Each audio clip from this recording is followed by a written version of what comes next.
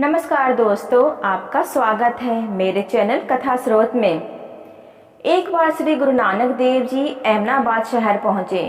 अहमदाबाद शहर जो कि पाकिस्तान में है। अहमदाबाद शहर में भाई लालो नाम का एक व्यक्ति रहता था जो कि लकड़ी काटने का काम करता।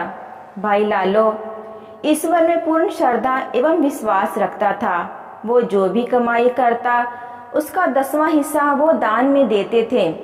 गुरु नानक देव जी एवं उनके साथी भाई मर्दाना जी गुरु लालो जी के घर के बाहर पहुंचे और उन्होंने सतकरतार की आवाज लगाई। सतकरतार की आवाज सुन भाई लालो जी घर के बाहर आए और उन्होंने देखा कि 2 परदेसी साधु खड़े हैं। उन्होंने भी सतकरतार कहकर उन साधुओं को अपने घर के भीतर ले आए और उन्हें सम्मान पूर्वक एक चारपाई में बिठा दिया और आप वे भोजन तैयार करने के लिए रसोई में चले गए।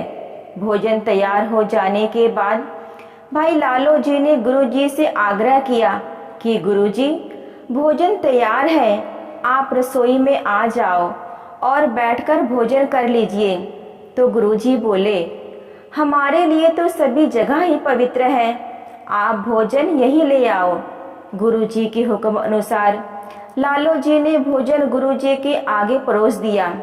साधारण सी रोटी को देखकर भाई मर्दाना जी सोच में पड़ गए कि पता नहीं इस रोटी का स्वाद कैसा होगा। पर जब मर्दाने ने रोटी खानी शुरू की तो उन्हें रोटी में अमृत जैसा स्वाद आ रहा था। रोटी खाने के बाद मर्दाना गुरु नानक देव जी से कहने लगे, गुरुजी, देखने में तो यह रोटी साधारण सी लग रही है, पर पता नहीं क्यों जब मैं रोटी खा रहा था तो मुझे इस रोटी में अमृत जैसा स्वाद आ रहा था। इस रोटी में क्या डाला था?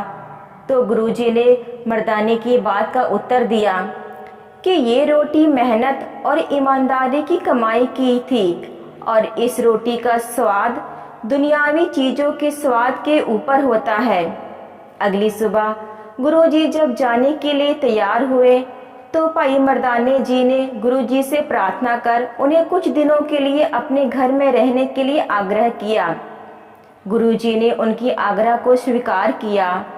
कुछ दिनों के लिए वहीं ठहर गए। गुरुजी रोज नाम सिमरन और शब्द गायन करते। इस दौरान वहां का चौधरी मलक पागो था। एक दिन मलक पागो ने ब्रह्म भोज करवाया था। ब्रह्म भोज के लिए उन्होंने सभी ब्राह्मण, क्षत्रिय और साधु संतों को भोजन के लिए आमंत्रित किया। मलक जी ने आमंत्रण से सभी लोग उनके घर भोजन के लिए पहुंचे, परंतु गुरु नानक देव जी उनके घर नहीं गए। जब मलक जी को इस बात का पता चला कि एक साधु उनके आमंत्रण पर नहीं आया तो मलक पागो जी को अपना अनादर महसूस हुआ और मलक जी आप चल गए, लालो जी के घर पहुंच गए और गुरु नानक देव जी से कहने लगे कि संत जी, आप एक शूद्र के घर पर क्यों रह रहे हो और एक शूद्र के हाथों भोजन भी कर रहे हो, रूखी सूखी रोटी खा रहे हो। जब मैंने आपको आमंत्रण किया तो आपने मेरे जैसे उच्च जाति वाले और मेरे स्वादिष्ट पकवान को ना कर दिया। मुझे बताएं, ऐसा आपने क्यों किया? गुरु नानक देव जी मुस्कुराए और मलक जी को उत्तर देते हुए कहा, मलक जी, जो लालो है वो ईमानदारी की कमाई करता है और ईमानदारी की कमाई दूध के समान होती है, पर आपकी कमाई जोर जुल्म की कमाई है और जोर जुल्म से तैयार किया हुआ भोजन खून के समान होता है। गुरु जी के मुख से यह बातें सुन मलक पागो जी को बहुत गुस्सा आया तो गुरु नानक देव जी से कहने लगे कि आपको ये साबित करना पड़ेगा कि मेरी कमाई का भोजन खून के समान है और इस शूद्र लालो का भोजन दूध के समान। इस बात का सबूत देने के लिए गुरु नानक देव जी ने मलक पागो से कहा कि आप अपने स्वादिष्ट पकवान ले आएं और दूसरी तरफ भाई लालो जी से भी कहा कि आप भी अपनी रोटी ले आइए। दोनों ने ही अपनी अपनी थाली गुरु नानक देव जी के आगे रख दी।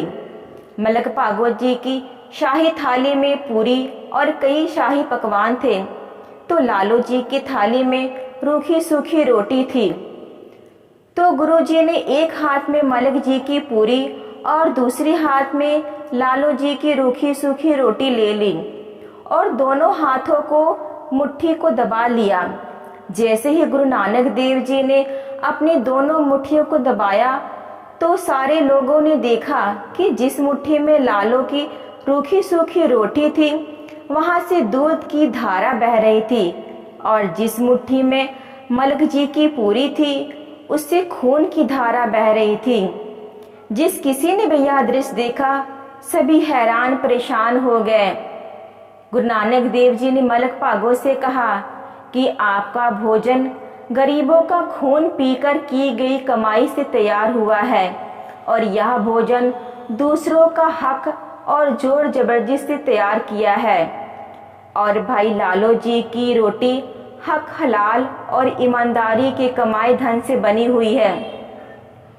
फिर मलक भागवत जी ने गुरु जी से क्षमा मांगते ईमानदारी से काम करने का वचन दिया।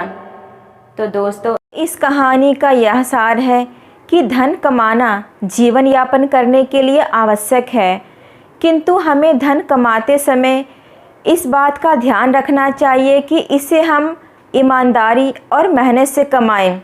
तो दोस्तों, ये रही आज की कहानी। आज की कहानी आपको कैसे लगी कमेंट बॉक्स में लिख के ज़रूर बताइएगा। और अभी तक आपने मेरे चैनल को सब्सक्राइब नहीं किया है तो ज़रूर कर लें और वीडियो को लाइक शेयर करना ना भूलें। धन्यवाद दोस्तों।